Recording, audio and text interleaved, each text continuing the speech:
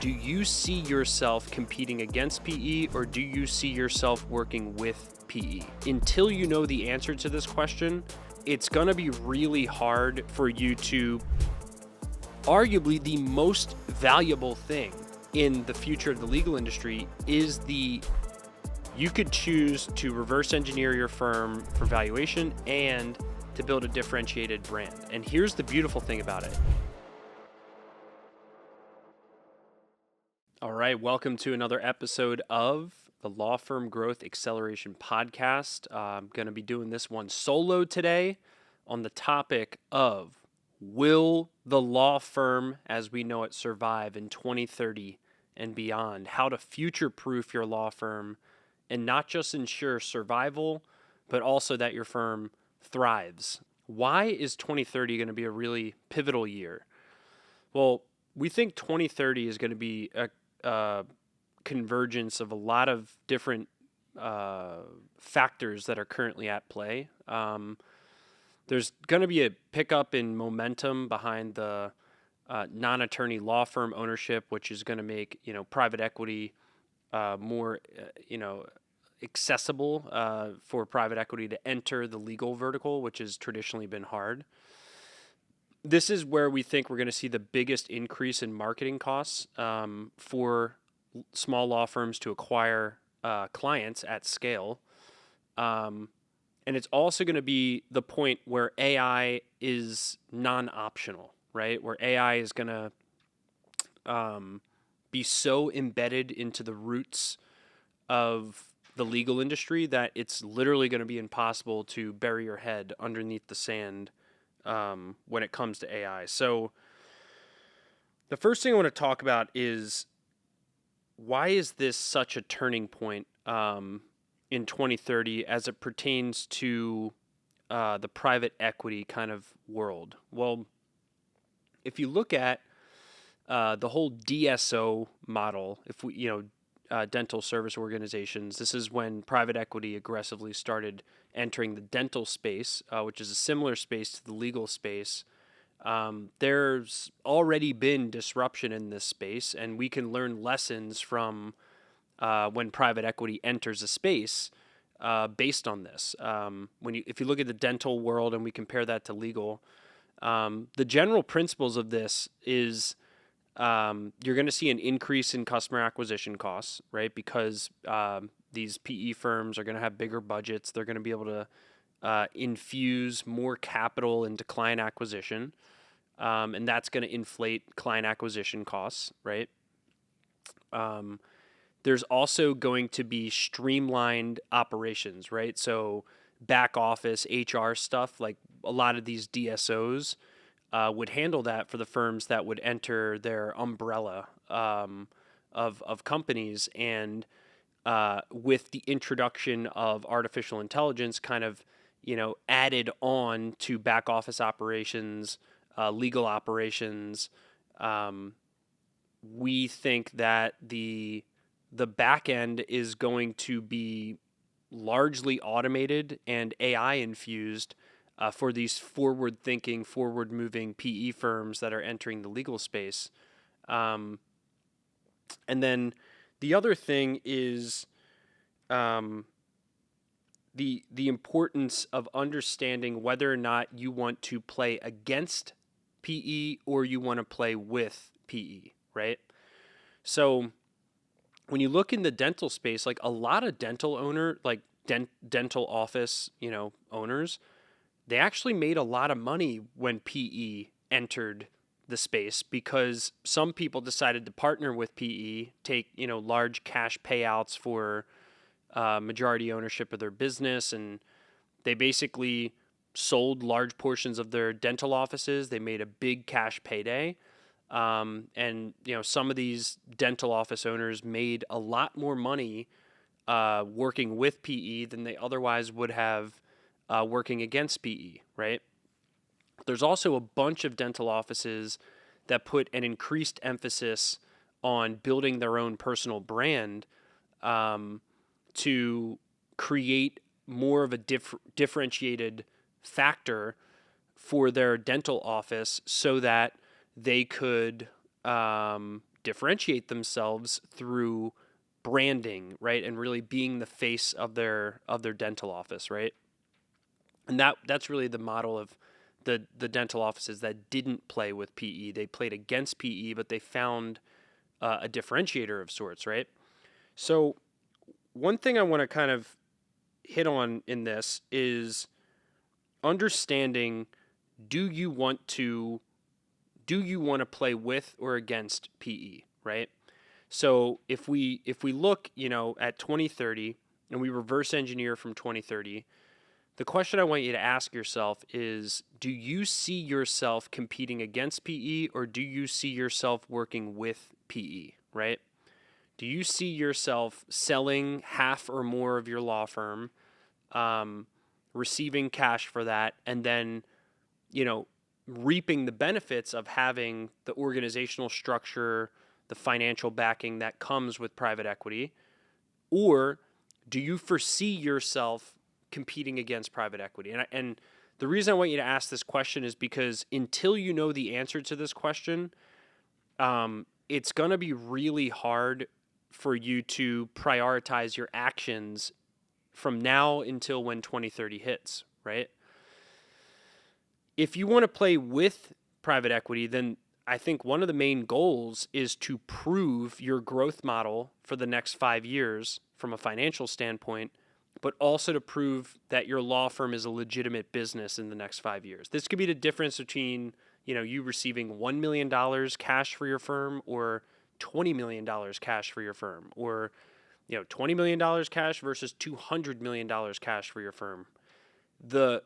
If you're going to play with PE, then you have to begin with the end in mind. You have to optimize your law firm for the long term and the enterprise value of your law firm. Because ultimately, if you partner with PE, at some point in time, they are going to assign a valuation to your law firm. There's no escaping this. There's no deal that's ever existed where a valuation wasn't assigned to the company that was acquired, right? So what is the value of your law firm going to be in 2030? Do you have a goal around this? Do you know how to control your law firm's enterprise value, right? So let's talk about this first pillar here, because this is important. If you decide to, partner with PE and you want to cash out and, receive a certain cash amount for your law firm by that time period, we have to begin with the end in mind, and we have to know what are the inputs of a high enterprise value law firm, right? Well, obviously, profit margin. Most service businesses are going to be valued based on their profits, right? So you're going to get an EBITDA multiple, EBITDA, earnings before interest, taxes, depreciation, and amortization. That's basically your net profit, right?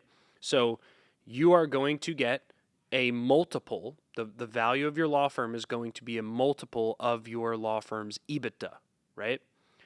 So how do multiples get determined, right?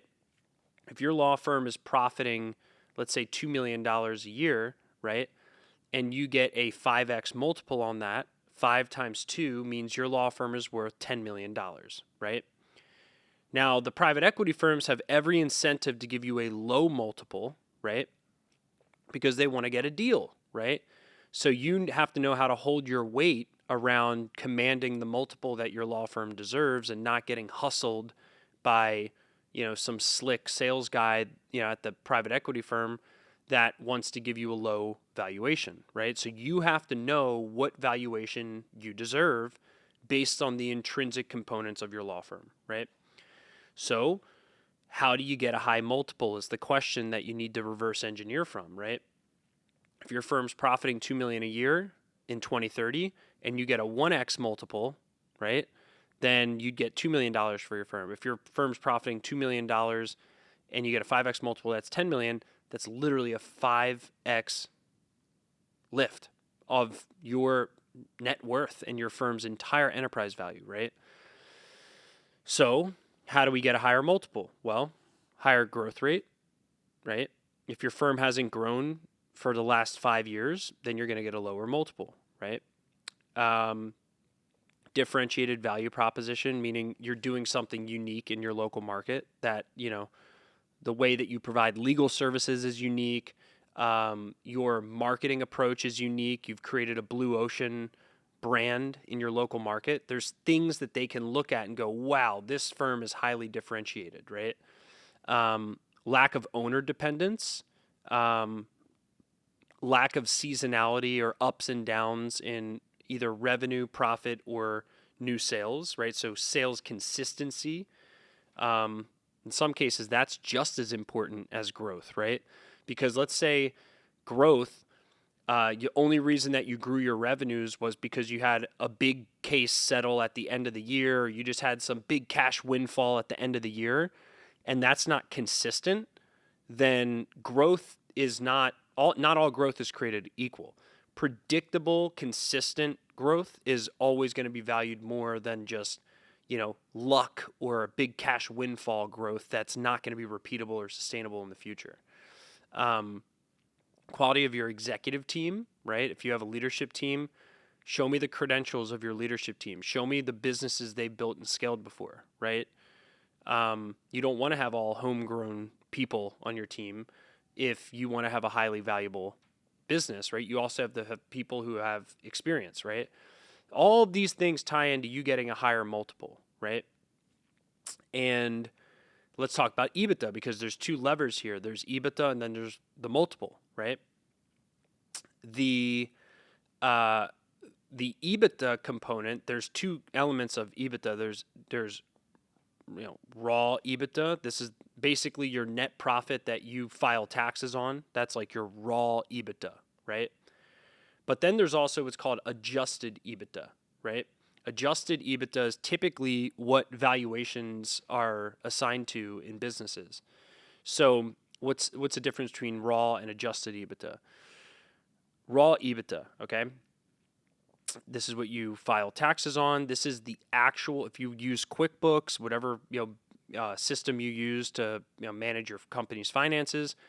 If QuickBooks says you profited, $500,000 last year, net profit, that's separate from how much you took home, right? I'm talking net profit in the enterprise.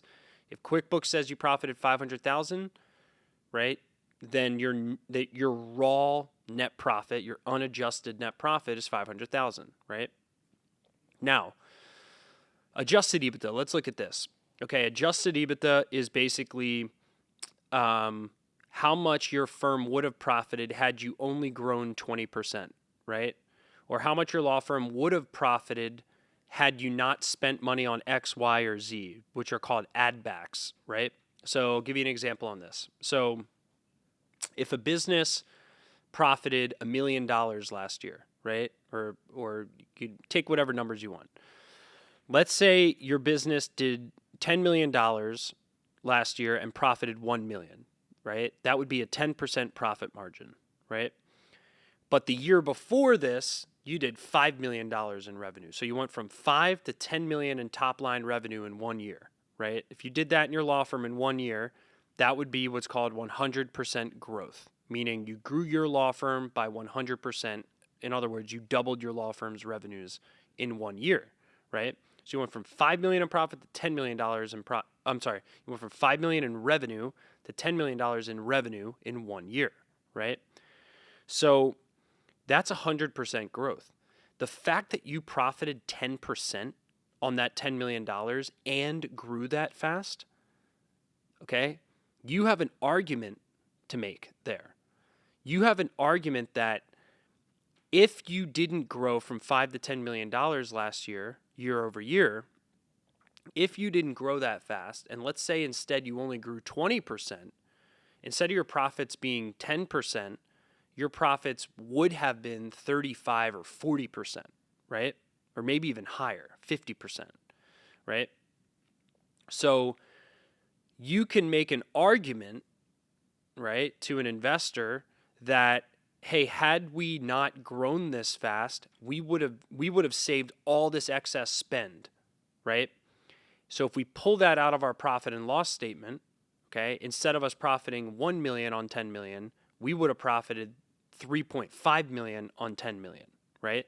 Why is that important and why is that realistic? Well, because if somebody buys your law firm today, they don't have to grow it 100% year over year. If someone bought 100% of your law firm today, they don't have to choose to grow it as fast as you did, right? So they could choose to grow the law firm 20% next year, cut a ton of marketing expense and intake expense associated with that. And in essence, they could take the business tomorrow from 10% profit to 35% profit tomorrow if they bought it, right?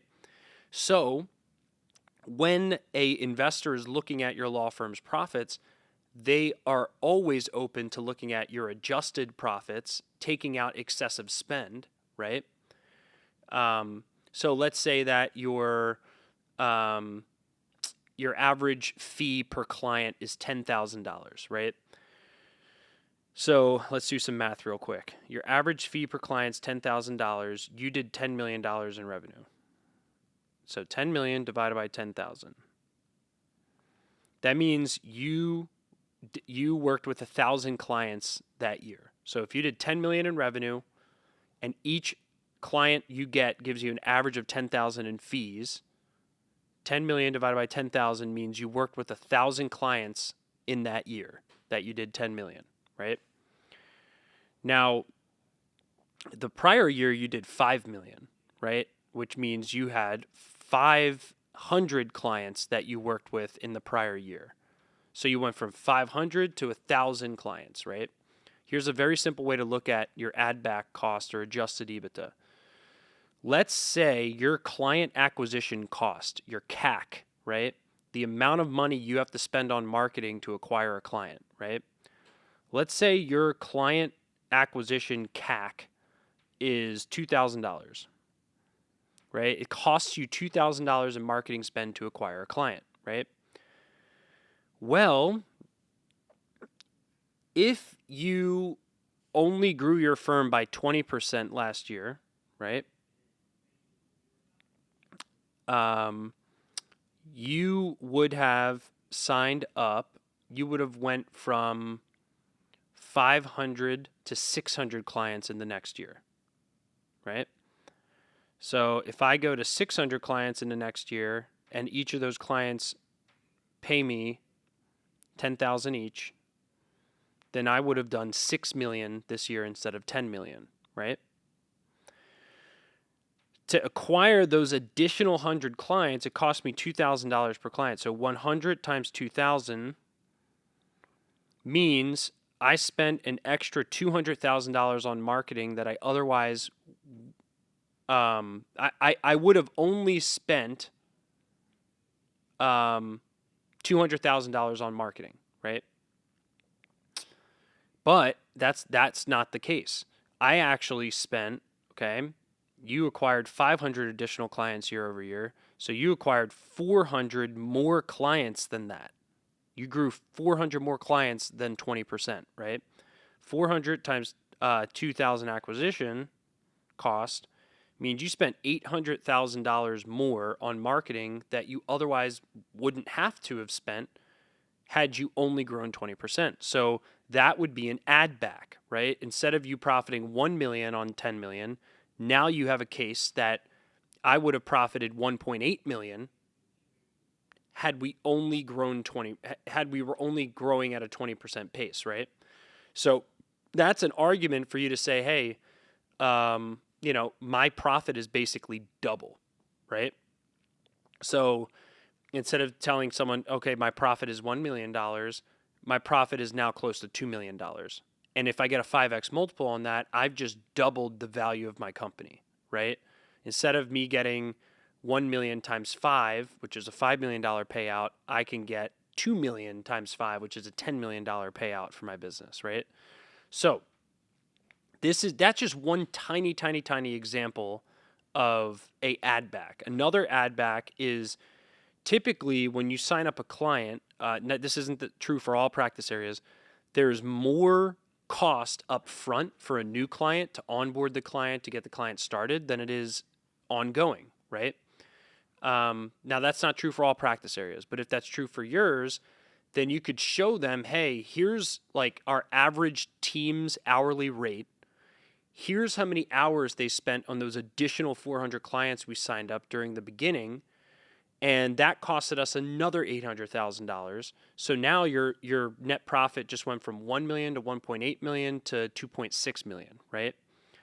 So this is how you can articulate things like an adjusted EBITDA. Okay, so that's kind of like a tangent that ties into the if you wanted to play with PE, how would you do it? Well, you would need to get your adjusted EBITDA as high as possible and your multiple as high as possible so that you get as high a valuation as possible for your law firm, right? If you are looking to transact at some point, obviously, you also want to get the best terms, right? Because you can get a super high valuation, but really crappy terms, right? Example, if somebody says, hey, your firm is worth $10 million, but we're not going to pay you any money of that $10 million at all. We're going to, give it to you through profit distributions, right? Over time, or an earnout, right? Well, that's not as appealing for some law firm owners than $10 million cash up front for your law firm, right? So valuation is super important, but also terms are just as important in terms of how you receive the money for transacting with your law firm, right? Okay, so that's kind of the playing with PE approach. Playing against PE approach, okay, you actually don't really have to worry about, these metrics and mathematical formulas around your firm's value as much. What you need to worry about is branding and specialization, right? So, like, the one thing that these PE firms are not going to be able to compete with is personality, right? And what's really fascinating here is oftentimes people say, like, you don't want to build an owner-dependent business, right? Well, the truth is the future of legal marketing is going to be more owner dependent, meaning the real differentiators that we're going to see in marketing are people who are able to embrace thought leadership, right? This is the one thing that AI can't replicate, that this PE thing can't replicate. They're trying. I mean, they're hiring actors to become spokespeople for law firms in some of their marketing ads, but I haven't seen anyone, be a paid thought leader in a local market for a law firm that's not the actual founder of the firm. I haven't seen it yet. I mean, who do you see on billboards, right? You're typically going to see one of the founders of the firm. Who do you see on commercials? You're going to see one of the founders of the firm. Who do you see on, traditional marketing mechanisms? It's typically the founder of the firm. Where is that attention now going? It's going online, right? So social media differentiated branding, if you're not going to play with PE, this is going to be your mandatory focus. Like, you could almost focus 80% of your entire attention on just becoming a marketing machine, becoming the most likable, trusted face in your local market, primarily focused on social media, right? So choosing these two different approaches, like, am I going to reverse engineer for my firm having a big valuation so that I can get a big payday when PE enters, right? And or am I going to reverse engineer so that I'm going to be the most recognized name in my local market because I have a differentiated brand, I'm using social media the right way, I'm putting my face out there a lot. Now, the beautiful thing is you can actually choose to do both of these things, right? You could choose to reverse engineer your firm for valuation and to build a differentiated brand. And here's the beautiful thing about it, and I'm not going to name any names. If you find a scalable lead generation system, whether your face is involved in it or not, this is another option that you have, is you may have people throw money at your lead generation system, right? Because arguably the most valuable thing in the future of the legal industry is from an enterprise value standpoint is going to be client acquisition, right? if you can figure out a way to get clients cheaper and at more scale than your competitors, you are going to have a super high valuation, right? Even if you don't have a great adjusted EBITDA, you don't have a great EBITDA, right? You could get an irrationally high multiple just because you have a wildly strong client acquisition system that an investor sees as something valuable in the long term. So the reason I say this is like whether you want to go with or against PE in the future, right? Regardless of what you choose, you focusing on your client acquisition differentiated branding strategy, or focusing on reverse engineering from valuation, both of these things can go hand in hand, right?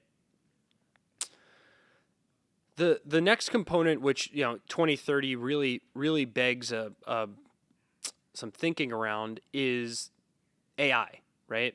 What is AI going to actually look like in 2030, right? When it's no longer optional, when it's no longer, kind of skepticism being applied to it. I was looking at our YouTube channel today, and I saw a video that Andy released like a couple months ago, maybe a year ago, about ChatGPT.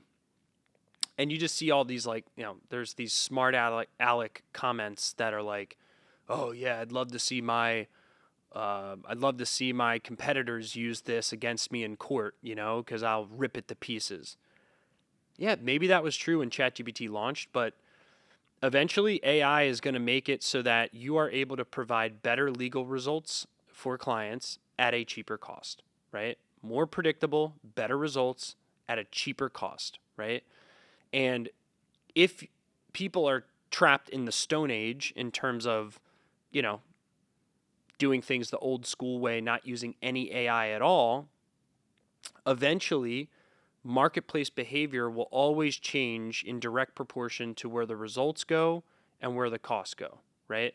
So the areas that get better results at a lower cost, the marketplace will always have a behavior shift. Now, the good thing about behavior shifts is they take time, right? The percent of early adopters in the legal industry, I would argue in all service industries, it's probably one of the lowest percent of early adopters. There's just not many early adopters that are law firm owners that hop on new stuff really, really quickly, right? If you compare that to software as a service businesses, right? You're going to see a lot more early adopters in industries like SaaS, B2B SaaS, stuff like that, than you are in the legal industry, right? Now, because of the fact that most law firm owners are not early adopters, that means you're going to have some time, right? Even when someone proves that they can handle cases better with the help of AI, handle cases better, handle more cases, produce better results at a lower cost, right? Operationally, once someone proves that, okay, the marketplace will learn about it, and eventually the marketplace's behavior will shift. Now, when the marketplace's behavior shifts, right, you're going to have a little bit of time because only the early adopter clients are going to take action on that quickly, right? And that's only going to be 2, 3 to 5, maybe 5% of legal clients in the United States or in the world are going to be first movers on, hey, I want an AI first law firm, right? Because I know it gets me better results, lower cost, etc. But the real problem is when the maturity curve hits, right? And we get into a point where this becomes the norm. And this is, if you look at like Blockbuster as an example, where, they buried their head in the sand for the early adopter curve, right? So when people started gravitating away from, DVDs and started going to online streaming, Blockbuster was actually crushing it in profits before the maturity curve hit. Consumer behavior was kind of slowly embracing streaming during the early adopter curve, which happens with all technology innovation. So they were just raking in profits, really short-term focused. But what happened? Blockbuster went out of business, right? and Netflix took over, the online streaming platforms took over. And now to even think that DVDs were a primary way of purchasing videos and information is laughable, right? I mean, can you even believe buying a DVD nowadays? Like it's crazy, right? You wouldn't even, but that's how all technology innovation happens, is when that early adopter curve hits, both in the legal industry for law firm owners and for the consumers of law firms, the people who hire law firms, that early adopter curve actually feels good. And that's where you get a lot of denial. You're going to hear a lot of people criticizing AI. Same thing in PE. You're going to see a lot of people criticizing private equity. Oh, yeah, non-attorney law firm ownership, that's BS. I'll never sell my soul to that. Da, da, da, da. Or you're going to see the AI thing. Oh, that ruins our client work. We'll never sell our soul to AI. Let my competitors fight against me with this, right? When something is entering the early adopter curve, that's when you get the most criticism, right? Criticism towards AI, criticism towards private equity. And so you can be damn sure when you're sensing emotional reactions from people about a new innovation, you're probably in that early adopter curve for it, right? And that should be just nothing you freak out about, but something you listen very closely to and you change your behavior about as quickly as possible, right? And because if you can take action on a trend while it's still in the early adopter curve, that's typically where you're going to reap the most rewards, right? Because then that means that by the time it gets to the maturity part of the curve, right? Crossing the Chasm is a great book about this, by the way. Once it gets to the maturity part of the curve, you're going to be ahead of the trend. You're going to already have tested this on early adopters. Your early adopters will always be the most forgiving clients, right? Because your early adopters are tech forward. They're excited about the new innovation. So they're willing to put up with a little bit more bumps in the road, right? But those bumps in the road have to be removed in your firm once it hits the maturity curve, because the maturity curve, they are primarily convenience buyers, right? So they let the early adopters test out all the new stuff. They let them work out the kinks. Once they get emotionally sold on the new technology innovation, right? Then they all enter as a flood, but they purchase from a convenience standpoint, not from a forward-thinking standpoint, right? So if you can't meet their convenience needs, right, then they're going to go somewhere else. They're going to either fire a firm, not hire a firm in the first place, etc., right? So think about this, right? Which side of the curve are we on in AI? Which side of the curve are we on in non-attorney law firm ownership, right? Which side of the curve are we on when it comes to hiring, right? What side of the curve are we on when it comes to using social media for your marketing as a means? What side of the curve are we on when it comes to all of these things, right? And ask yourself, where am I behind the curve? Where am I in front of the curve? And how do I pounce on this once it hits the maturity curve? Like, I have a feeling when it comes to social media, because social media is going to be like it's still the lowest barrier to entry and the biggest differentiator opportunity for firms that want to have a differentiated value proposition.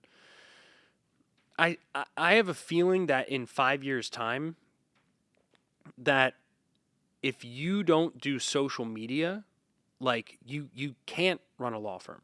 Like it's not even, it's going to be similar to like, how do you watch movies? Oh, Netflix streaming, right? Online. As effortless as that is to say for 99% of the public, right? It's going to be that effortless for attorneys to say, where do you get clients? Oh, social media. Yeah, duh. I mean, it's going to be like such a no-brainer, right? That people's digital identities as law firm owners must be showing their true selves on social, right? How ahead or behind the curve are you on the talent acquisition curve, right? when private equity enters or these big spenders enter, like, think about why you lose great talent at your law firm, right? It's two reasons. It's going to be culture or it's going to be money, right? And most times it's money. And even when people say it's culture or it doesn't align with my future, it's typically money, right? When it comes, especially in the legal industry, it's such a competitive industry. It's such an antiquated industry that it really is all about money for people in the legal industry. Unfortunately, especially when it comes to high talent roles like attorneys and stuff like that. And why would they take a $200,000 a year pay cut, right, to work with your law firm when they could just work with a big law firm, right? I mean, like, it doesn't make logical sense, right? So you either have to get bigger, or through fighting against PE, or you have to embrace PE and let their deep pockets kind of infuse growth to your firm, give you more financial resources, etc. So the small law firm as we know it in 2030, I wish if we were to make like a graph of, let's say that there's 1.9 million attorneys. I don't know. Let's say there's 500,000 law firms. So of the 500,000 law firms in the United States, what percent of these 500,000 law firms won't exist in 2030, right? Probably 20%, right? There's an argument that 80% won't exist, right? But probably 20%, right? And my question to you is, are you going to be in that 20%, right? And if not, what are you going to do today to either play with or play against the private equity world by leveraging AI, reverse engineering from your firm's enterprise value, right? And creating a differentiated value or brand proposition, primarily using social media, you being the face of your firm, which is something that no PE firm can compete with. So this is a serious time for tech innovation, and I really hope that you don't bury your head under the sand. I know it's hard. I know it takes change and constant, adaptation, but adaptation is what made the human genes the most powerful genes in the world, right? Is our DNA is the most adaptable. And right now you have to be the most adaptable in your local market and with all these macro trends. So I hope you got value from this, and I'll see you in the next episode. Stay great. If you found value in this podcast, here's one way I can help your firm right now. What if you could take all of our knowledge and experience helping law firms grow and use it to create a custom growth plan for your firm? I want to give you something special. I want to give you a free law firm 360-degree analysis. We usually charge $499 for this call, but you'll get it for free since you're committed to growth. Our team will walk you through the 4 steps of the law firm growth acceleration model and give you opportunities and fixes to grow your firm faster based on what we've learned across hundreds and hundreds of the fastest growing law firms in North America. Go to smbteam.com/360 to get your free analysis today.